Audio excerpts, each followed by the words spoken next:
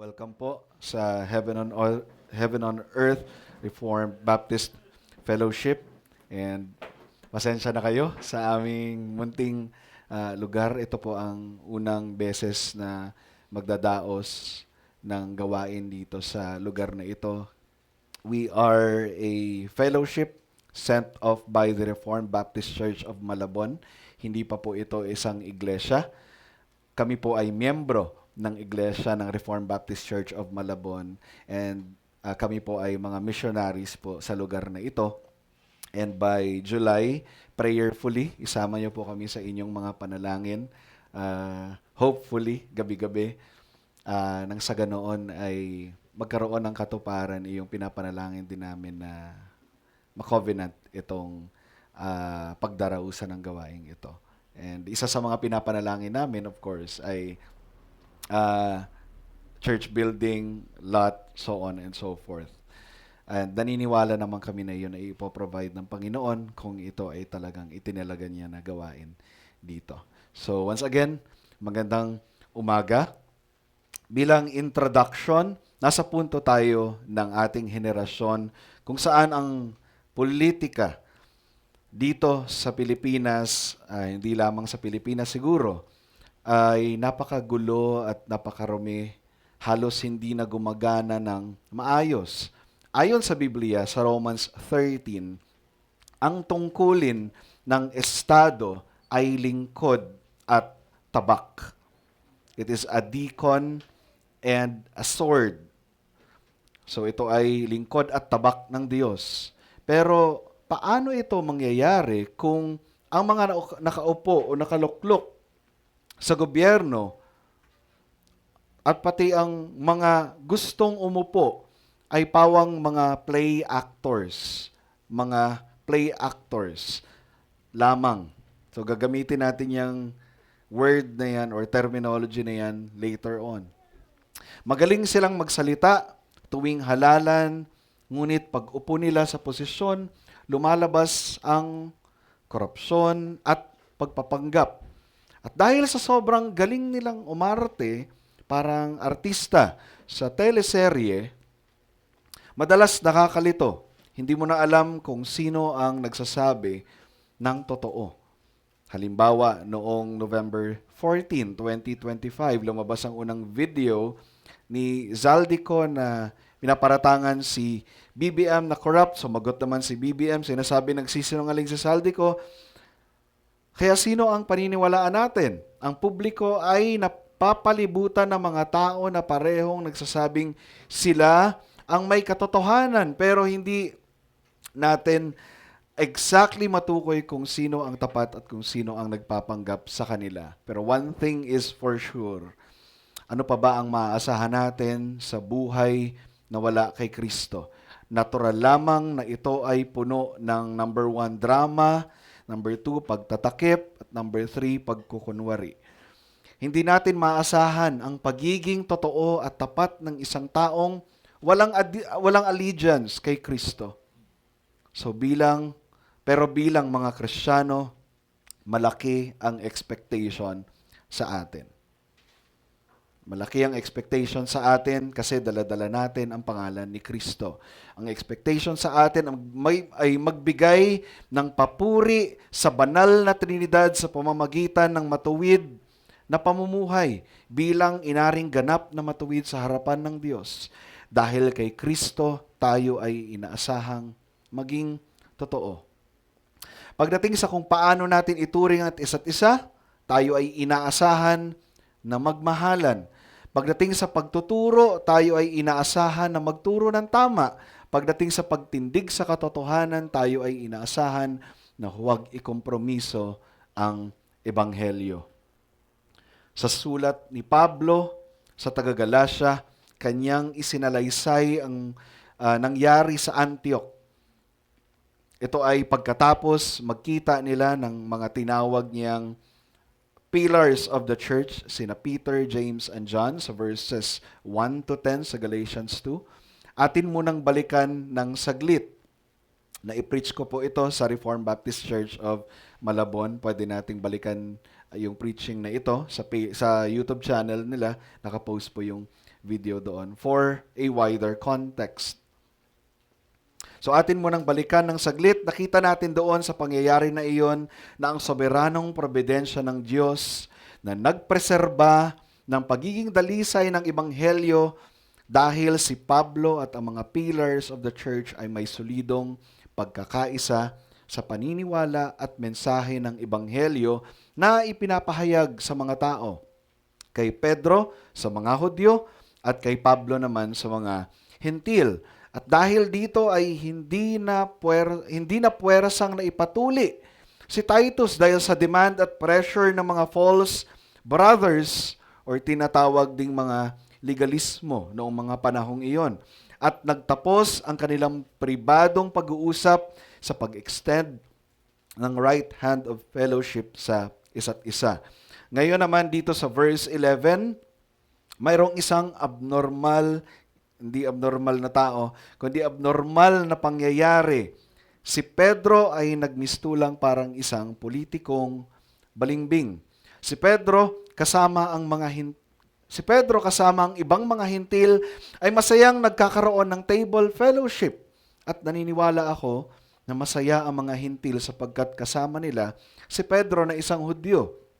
Nakakasalo nila sa kainan at handaan na kung saan sa mahabang panahon hindi nakakasalamuha ang mga Hudyo sa mga hintil o makihalubilo man lamang. Sabi sa Acts 10:28, sinabi ni Pedro sa kanila, nalalaman ninyo na hindi ipinahihintulot sa isang Hudyo na makisama o lumapit sa isang banyaga, ngunit ipinapakita sa akin ng Diyos na huwag kong tawagin ang isang tao na marumi o karumal-dumal. Ang Diyos mismo ang nagbigay ng clarity kay Pedro na kung ano ang itinuturing niyang marumi at karumal-dumal noong una ay huwag nang tawaging madumi. Therefore, nauunawa ang maigi ni Pedro na lawful and biblical ang kanyang ginagawa. Pakikisama sa hentil. Walang problema dito. Ito ay si Pedro na ini-enjoy niya lamang ang kanyang tinatawag nating Christian liberty. Hanggang sa dumating ang mga kaibigan ni James, tinatawag nating the circumcision party. Tinawag ito ng New Living Translation na mga legalists.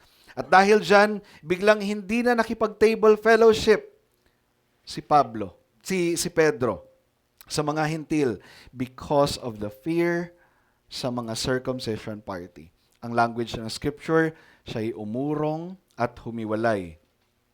Peter drew back and separated himself. At dahil dyan ay nakatanggap ng rebuke, very sharp rebuke. Si Pedro galing kay Pablo dahil sa kanyang hypocrisy. Mas kilala sa terminong Tagalog na pagka-ipokrito, ngunit sa ibang salin ay pagkukunwari. Hayaan ninyong gamitin ko ang salitang pagka-ipokrito, pagkukunwari at hypocrisy sa preaching natin ngayon or sa message natin ngayon interchangeably. Kaya ngayong umaga pinamagatan ko ang ating mensahe na made right, live right. Sa Tagalog, inaring matuwid, mamuhay ng matuwid. Dahil kung talagang tayo ay may bagong puso at ang katuwiran ni Kristo ay nasa sa atin, then mamumuhay tayo consistently sa standards ng Ebanghelyo. At ang mensahe naman para ngayong umaga ay ang mga tunay na inaring ganap ng Diyos sa pamamagitan ng pananampalataya kay Kristo ay inaasahang mamuhay ng may katapatan ayon sa pamantayan ng Biblia sapagkat ang pagkukunwari ay kalaban ng Ebanghelyo. Kaya dapat nating patayin ang anumang ugaling pagkukunwari o pagka-ipokrito sa ating sarili at maging handang sawayin ang mga nagpapatuloy dito. Sa English, those who have been truly made right with God by faith in Christ are expected to live faithfully according to biblical standards. Since hypocrisy is anti-gospel, therefore, we must be willing to mortify our own hypocritical tendencies and be ready to confront those who persist in it. And so, sa pag-aaral natin ngayon, makikita natin na idinagdag itong pangyayari na ito sa sulat ni Pablo sa mga taga-Galacia. Now, ang tanong, bakit ito isinama ni Pablo sa kanyang sulat? Siya ba ay merong vindictive heart? May insecurities ba si Pablo dahil si Pedro ay naunang maging apostol? Nais bang ipahiya ni Pablo si Pedro sa mga pagkakataong ito? Of course, the obvious answer ay hindi. Ako'y naniniwala na ang ultimate purpose ni Pablo kung bakit isinama niya ito sa kanyang sulat para sa mga taga-Galacia, higit sa lahat para sa kaluwalhatian ng Diyos, upang malaman ng mga taga-Galacia na ang pagiging ipokrito or pagkukunwari ay taliwas at laban sa ebanghelyo at hindi dapat tularan ng isang taong sinasabi niyang siya ay merong pananampalataya kay Kristo. Sa atin, maging aral din ito. Huwag itong tularan. Maging mapagmatyag tayo before sa iba, sa atin munang mga sarili. Do we have this hypocritical tendency? Kaya himayin natin ang ating pag-aaral ngayong umaga sa 2 punto. Una, ang suliranin ng pagka-ipokrito. Pangalawa, ang lunas sa suliranin ng pagka-ipokrito. Or sa English, the problem of hypocrisy. And para sa second point, the cure to the problem of hypocrisy. Para sa unang punto, the problem of hypocrisy, isa sa mga na-appreciate ko sa sulat ni Pablo, lalo na dito sa chapter 2 ng Galatians, ay ang pagiging concrete or specific ng mga descriptions niya sa isang behavior or pag-uugali na nais niyang bigyan ng highlight o diin. Last time sa verse 1 to 10, nakita natin ang 3 pag-uugali ng legalismo. Una, ang legalismo daw ay nag-iispiya ng kalayaan ng mga Christians. Pangalawa, nais nilang nakawin ang kalayaan ng mga Christians sa pamamagitan ng pagbibigay ng mga set of rules. At pangatlo, nais nilang gawing alipin ang mga Christians sa kanilang set of rules na madalas ay ayon lamang sa kanilang preferences. Dito naman, ang highlight ay hypocrisy. Ito yung highlight ni Pablo. At ang textbook definition ng hypocrisy is anyone who fails to live up to his or her own ideals or belief. It's someone who fails to practice what he preaches. Sa Tagalog, siya yung klase ng tao o uri ng tao na hindi ipinapamuhay ang isang bagay na pinaniniwalaan niyang tama. Pero since tayo mga Christians ay hindi pa naman perfect, although we are being perfected sa paglakad natin sa ating sanctification, may pagkakataon pa rin sa ating buhay na nagfe-fail tayo. So in that particular sense, we still have these tendencies, hypocritical tendencies. Kaya importante na nagko-cultivate tayo ng repentant heart, mapagsisi, yung Tagalog, mapagsising puso, para kung sakaling magkaroon tayo ng mga inconsistencies sa ating Christian living, gradually nagiging normal na sa ating puso ang pagsisisi sa kasalanan. Hindi mahirap sa atin ang pagsisisi at pag-amin ng ating mga pagkakamali. Pero kung ikaw ang klaseng ng professing Christian na outwardly, kaya mong magpanggap na banal but inwardly, babad ka sa mga secret sins, mga kalaswaan, at wala kang marka ng inward repentance, then yan mismo ay isang perpektong halimbawa ng hypocrisy. In the same way, you claim to have deep and mature relationship kay Kristo, pero yung attitude mo ay aligned doon sa tinatawag nating postmodern culture, liberal ideologies, then yan pa rin ay isang example ng hypocrisy. Another example, pinoprofess ng iyong mouth na ikaw ay committed sa truth. In fact, nagpo-project sa social media na credible source of knowledge. For some people claim na sila ay mga social media influencers. So, credible source of knowledge ang ipinoproject mo sa social media pero ayaw mo nang may nagdi-disagree sa'yo unless hinihingi mo yung kanilang opinion.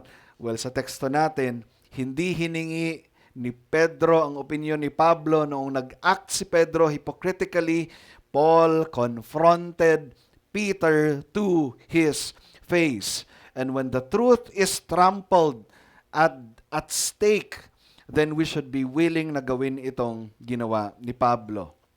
Equally, all of us, walang exempted, kahit yung minister, hindi po exempted sa correction. Kung sino man ang minister na siya yung unang nagsasabi na hindi nyo ako dapat kino-correct, flee from that group. Todd Wilson is very helpful here sa pag-define ng salitang hypocrisy. When it comes to understanding hypocrisy, we're actually helped by the etymology or pinanggalingan ng isang salita.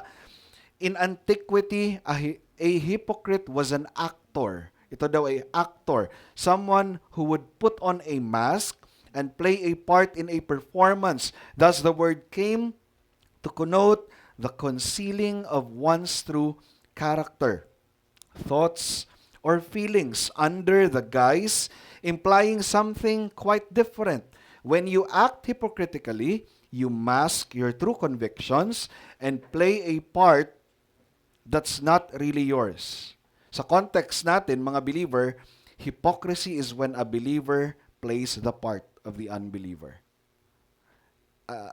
Sa mga unbeliever, ano na yon? Kumbaga, given na yon na sila ay hypocrites.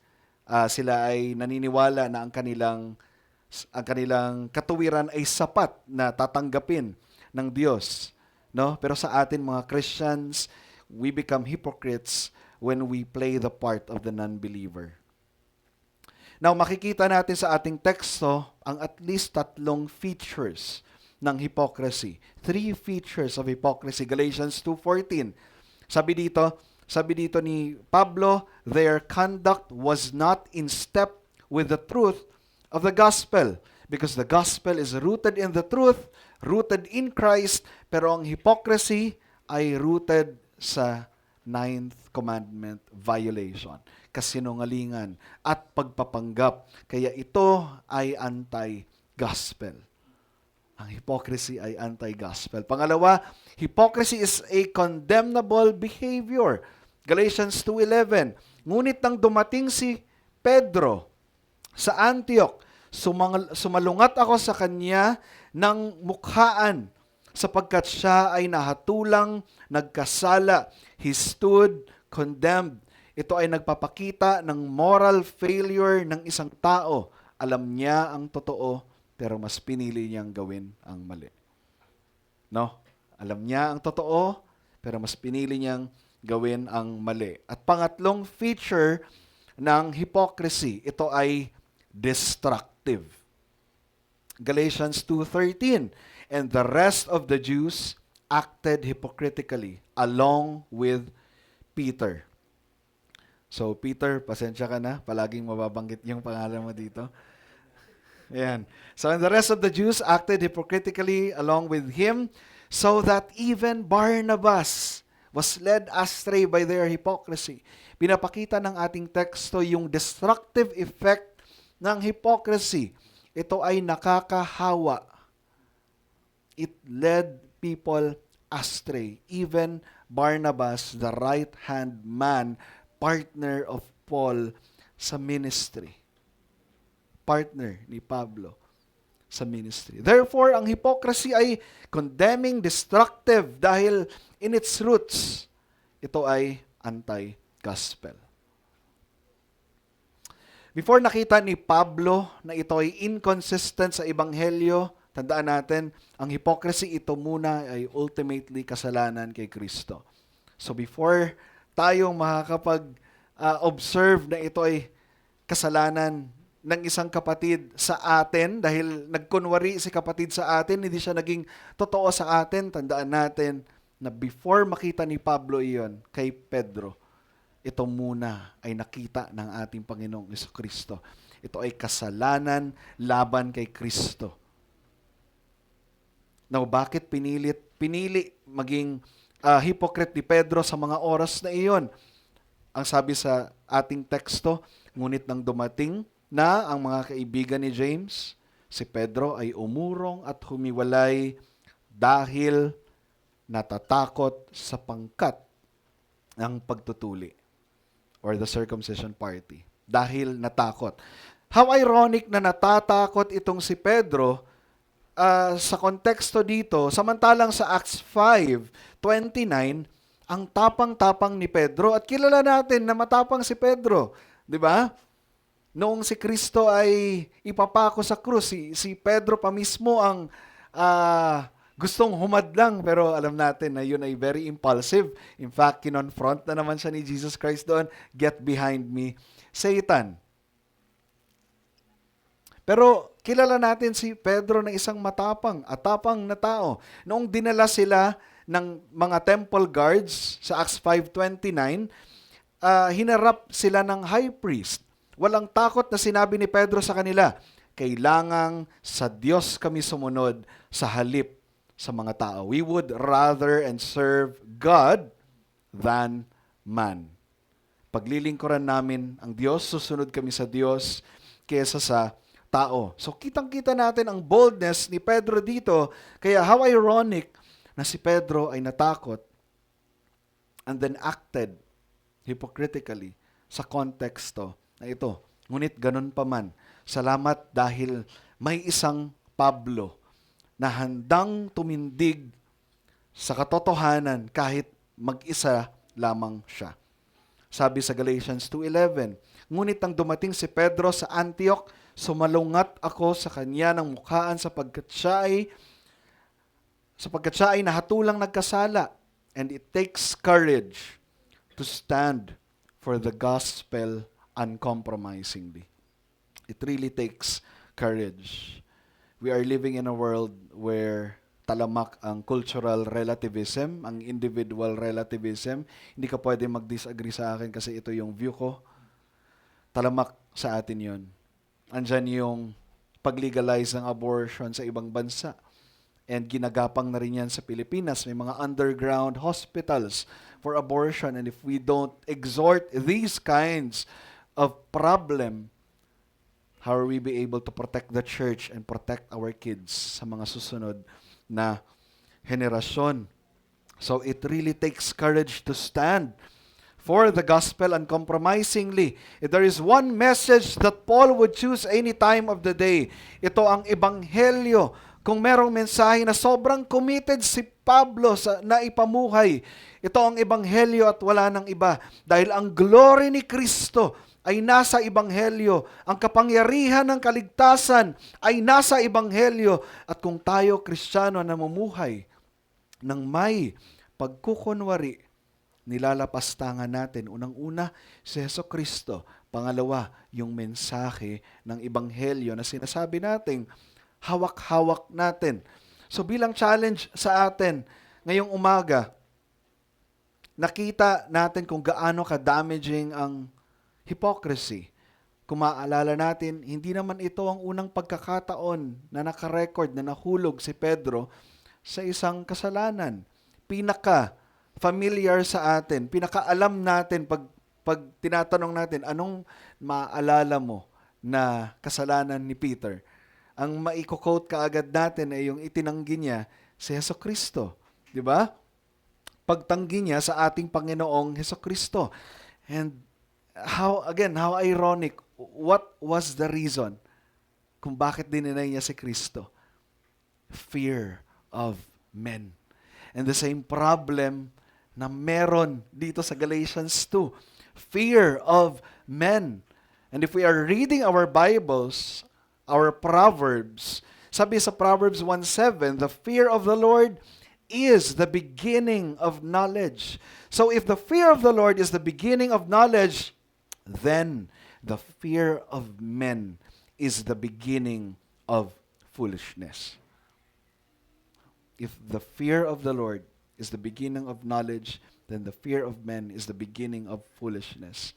Hypocrisy is such a foolish, condemnable, destructive, and anti-gospel behavior. Pero gaya ni Pedro,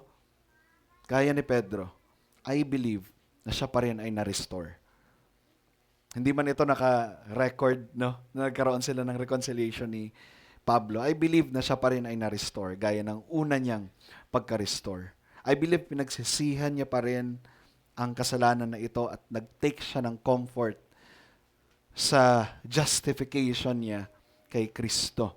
Therefore, sa mga panahong tayo ay nadi-disappoint dahil nagiging inconsistent ang ating buhay sa ating pananampalataya, tandaan natin na hindi tayo nagiging hypocrite kagaya ni Pedro kung sinusundan natin palagi ng pagsisisi after nating mahulog sa inconsistency ang buhay natin. Sa pagkakataong tayo ay nahulog sa kasalanan, naway i-welcome natin ang boses ng ating mga kapatiran kapag merong lalapit sa atin at ina-address iyon. Dahil sa ating mga sarili, marami tayong blind spot. I also believe na tinanggap ng may pagpapakumbaba ni Pedro ang rebuke ni Pablo. If this is the case, then so should we. Sa pagkakataon naman na tayo ang dapat na may sabihin na concern sa ating mga kapatid, gaya ni Pablo, hindi niya piniling islander si Pedro.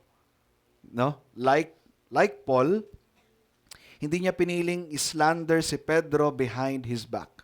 Hindi niya pinili na magsalita siya against kay Peter sa kanyang likod. Pinili niyang sabihin sa kanya ng harapan ang kanyang issue kay Pedro. Therefore, gaya ni Pablo, piliin rin natin na i-bring up ang ating mga concerns to the faces of our brothers, of course, with love. Because Christians are peacemakers. Tayo po ay tinawag na maging peacemakers. Blessed are the peacemakers, for theirs is the kingdom of the Lord. Of course, isang malungkot din na pangyayari ang mawalan ng kaibigan, pero mas pipiliin nating mawalan ng kaibigan for the sake of loving the truth. And my commitment, our commitment, ay dapat lamang ay sa katotohanan without compromise. Because at the end of the day, ang allegiance natin when it comes to relationship must be lensed with the truth of the scriptures. Even sa relationship, ang lente palagi natin ay ang ebanghelyo.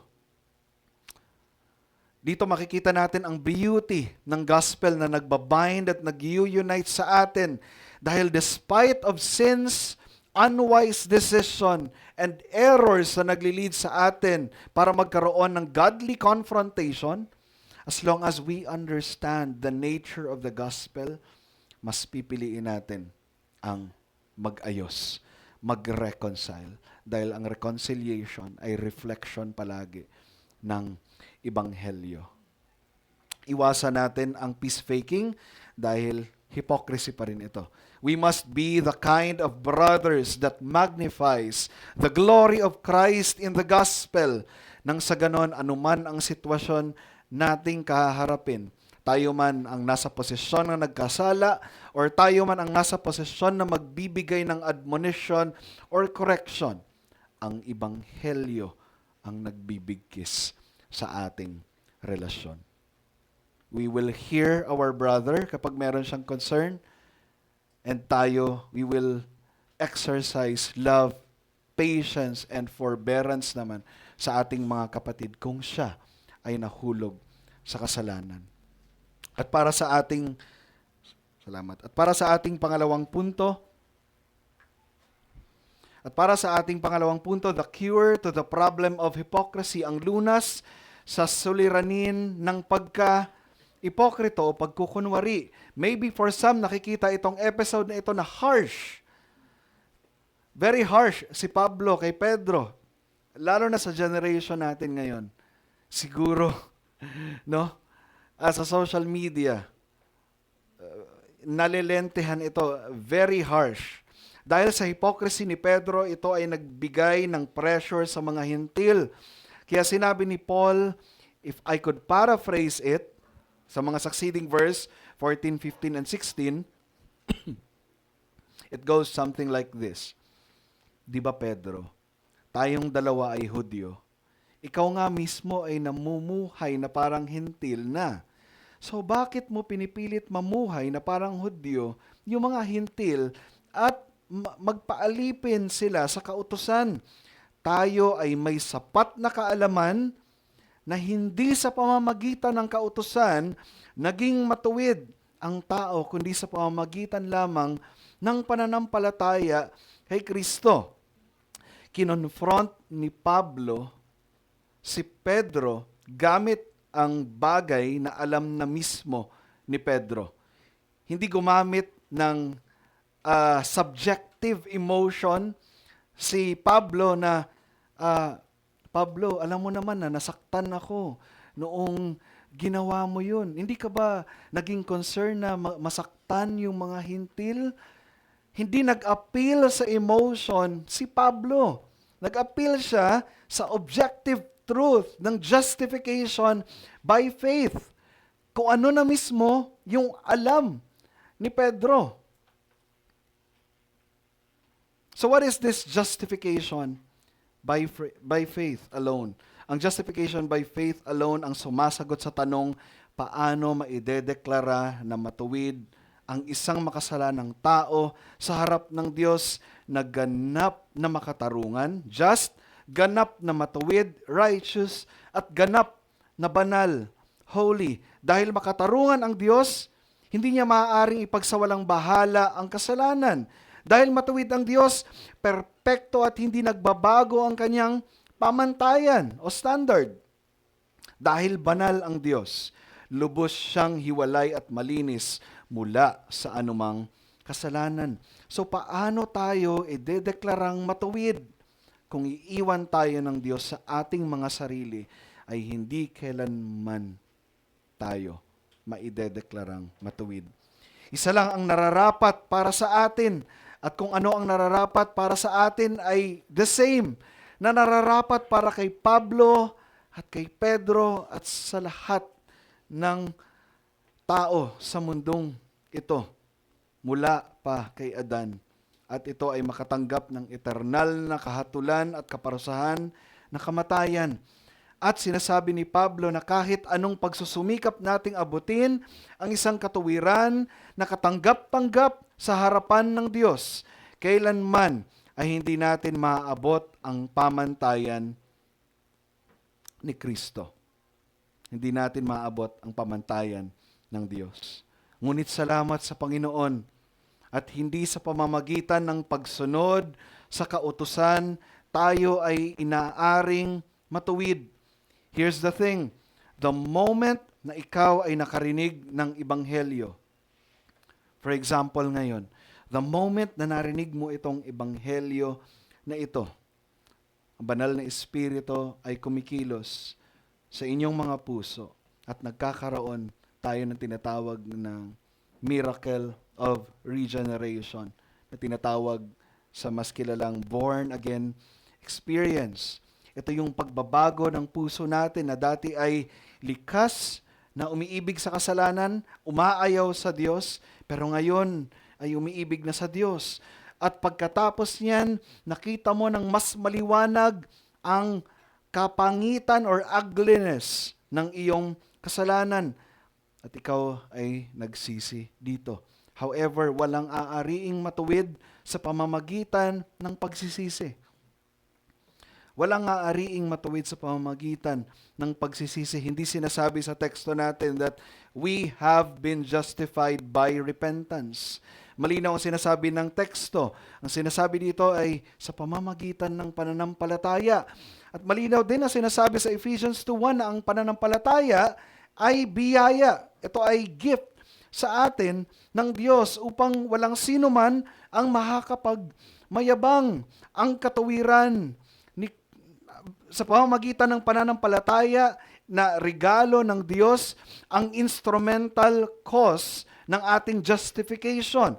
At ang ground o pundasyon ng ating justification ay ang katuwiran ni Kristo.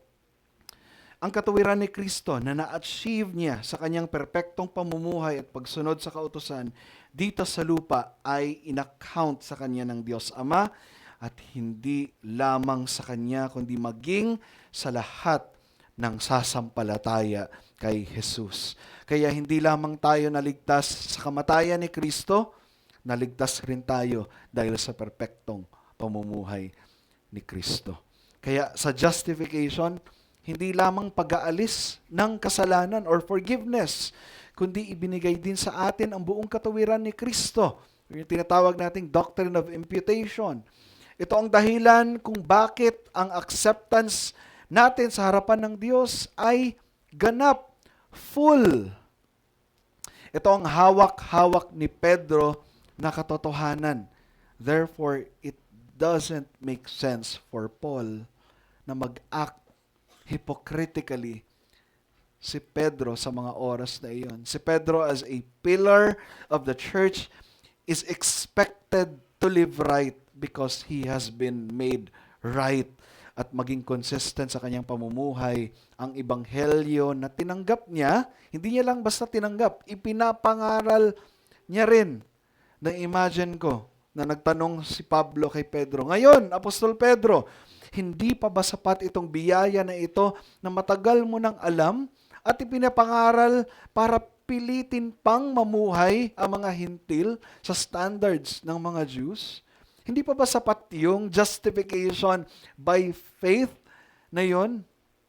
And I think the answer is obvious. So ang behavior ni Pedro sa Antioch ay nagpapakita na kahit na ang kanyang theology ay sound, kagaya natin, ang kanyang theology ay sound, maaaring mawala sa alignment ang behavior kapag ang fear ang mas nanaig. Fear of men. Alam ni Pedro na ang justification is by faith in Christ alone, not by the works of the law. Pero siya ay humiwalay sa mga hintil dahil sa takot niya sa mga legalista. At its core, Peter forgot to look to the one who lived a perfect life. The cure, as Paul demonstrates, is to return to the truth of justification itself. Because only by fixing our confidence in Christ, the author of our justification, only then can we stand firm and walk in the step of the gospel. Only by fixing our confidence in Christ, the author of our justification, can we stand firm and walk in the step with the gospel. Now, ano naman itong mensahe na ito para sa atin? Gaya ni Pedro, na hindi lang once nag-fall sa sin, now, as bitter as it is, no? As bitter as it is, tayo ay nagkakasala pa din. As bitter as it is, tayo ay nahuhulog pa rin sa mga inconsistencies. And the moment we sin, ang natural response ng ating puso ay regret, pagkalungkot, and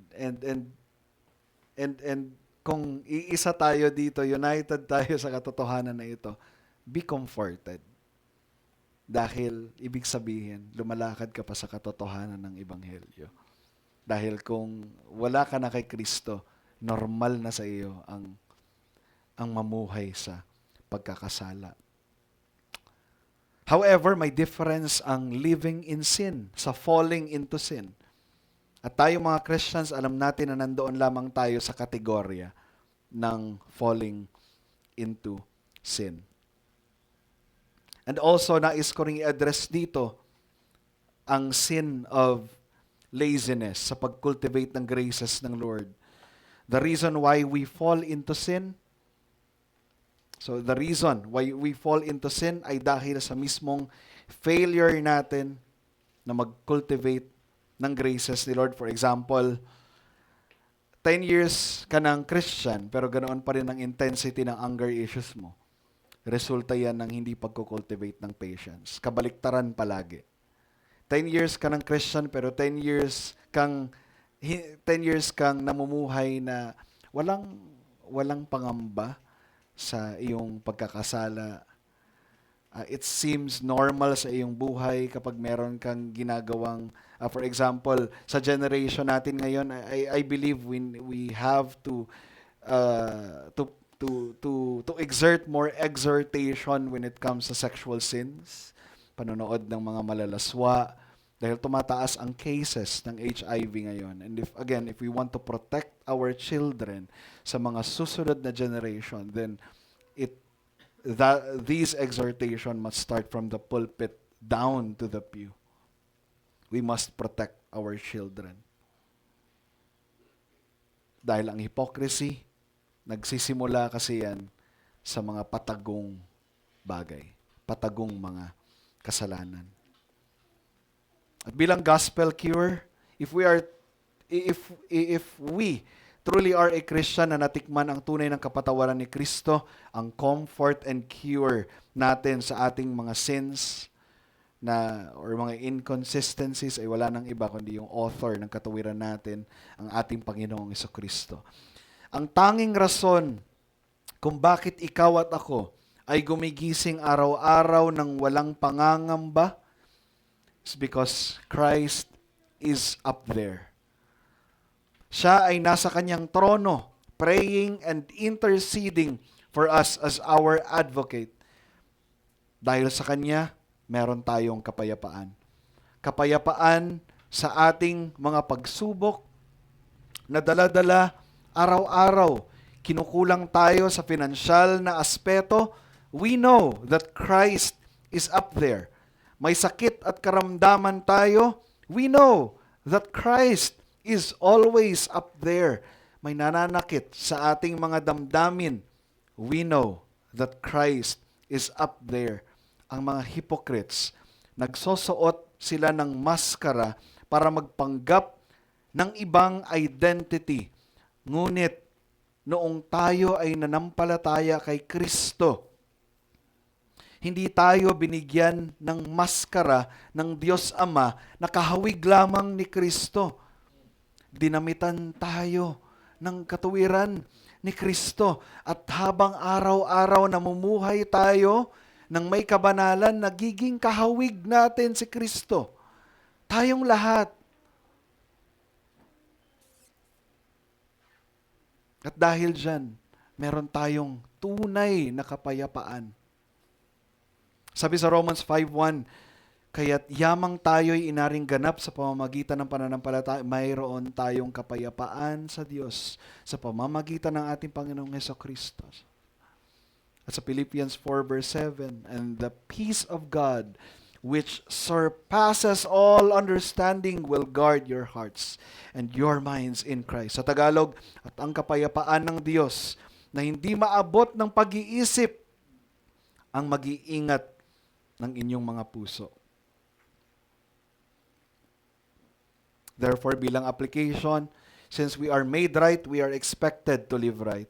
Sa ating tahanan, tayo ang mag-set ng example ng politeness at kasipagan. Kung ikaw yung anak, politeness and kasipagan. Kung ikaw yung parent, do not provoke your kids. Teach them the Word of God. Mag-family worship kayo araw-araw. Kung wala pa naman kayong children, then yung close devotion ninyo sa inyong mag-asawa, that's very, very important. Habang ginagawa nyo yan araw-araw, di ba?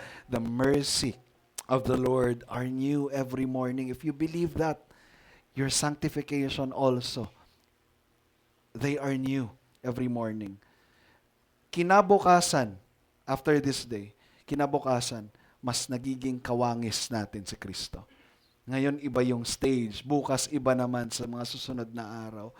And kagaya ng palaging dinidescribe ni Pastor Eli, yung pastor namin sa RBCM, ang Lord's Day, the next Lord's Day is always greater than the Lord's Day we have now.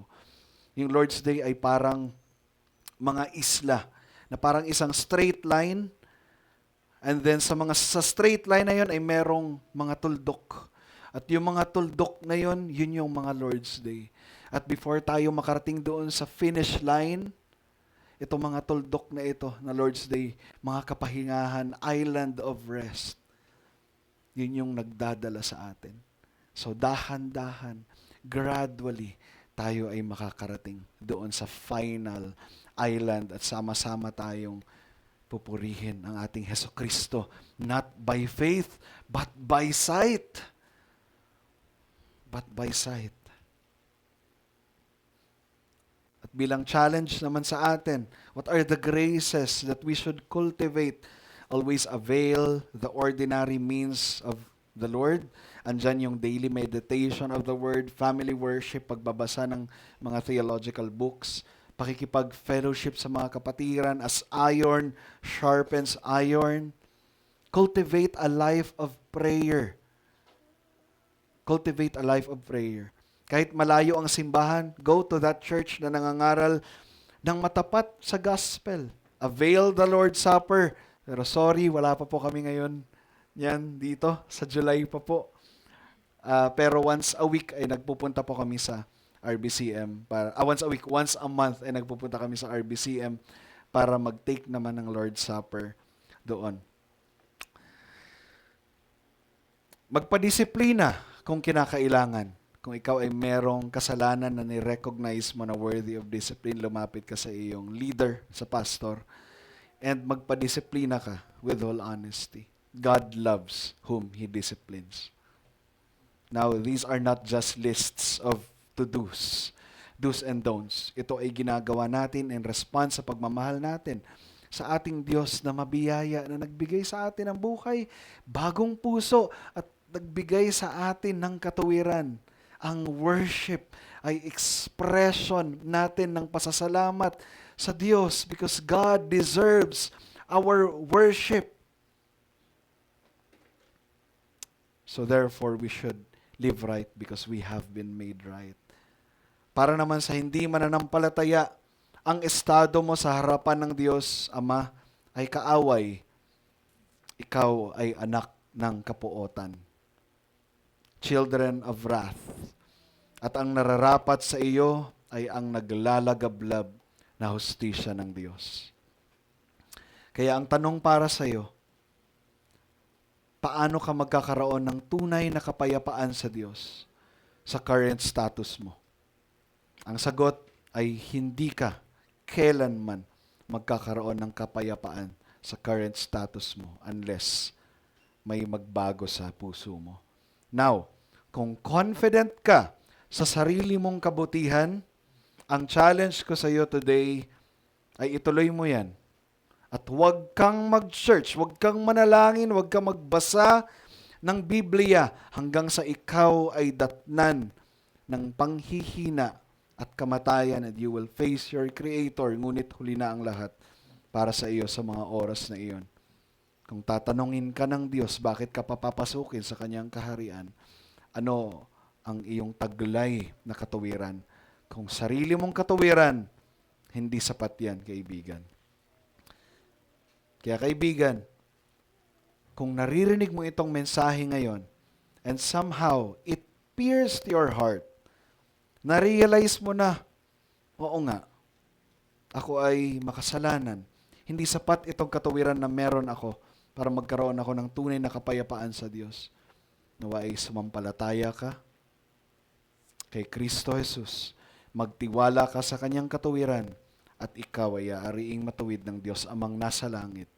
Only then, magkakaroon ka ng tunay na kapayapaan. Only then, magkakaroon ka ng sagot doon sa tanong na, how can you have true peace with God? Believe in the Lord Jesus Christ. Now tayo mga kapatid, we are not politicians. But I hope one day, Brother Stephen will. And if may erase the Christian politicians sa generation natin ngayon, may they live consistently sa kanilang justified state. Mag-set sila ng example sa government. And we should pray for Christian politicians. We should pray. Of course, ang ating confidence ay wala sa kanila. Nasa gospel pa din. And if Christian politicians yan, they will live consistently with the gospel. They will not live like the hypocrites. Dahil ang lahat, every square inch of this world ay pagmamayari ni Kristo. Lahat ng sphere sa mundong ito. Family, schools, state, government, name it all. It's all Christ. It's His. At bilang isang sinisimulang gawain dito sa Imus, salamat dahil ang justification ay sa pamamagitan ng pagtitiwala sa tinapos na gawa ni Kristo. Makakaasa tayo sa ating hari na si Kristo, nagdeklara na ang lahat ng otoridad sa langit at sa ibabaw ng lupa ay ibinigay na sa Kanya at nagsasabing kasama niya tayo hanggang dulo sa huling panahon. Makakaasa tayo na palalaguin ng Diyos ang Kanyang kaharian. And what a privilege na maging part noong task na yon sa Great Commissions. And prayerfully, I hope you too. Sa inyong pamilya, hanggang sa inyong mga trabaho, hanggang sa mga taong makakasalamuhan ninyo sa labas. Tayo po ay manalangin.